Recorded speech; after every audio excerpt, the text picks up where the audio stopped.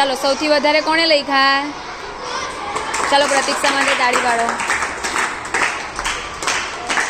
ચાલો ખૂબ માથું, ખભું, કમર, ઘૂંટણ, પગ, માથું, શોલ્ડર, નાક, આંખ, નાક, ખભું, કમર, ઘૂંટણ, ખભું, માથું, ખભું, કમર, માથું, નાક, ઘૂંટણ, પગ, માથું, પગ, માથું, બોટલ.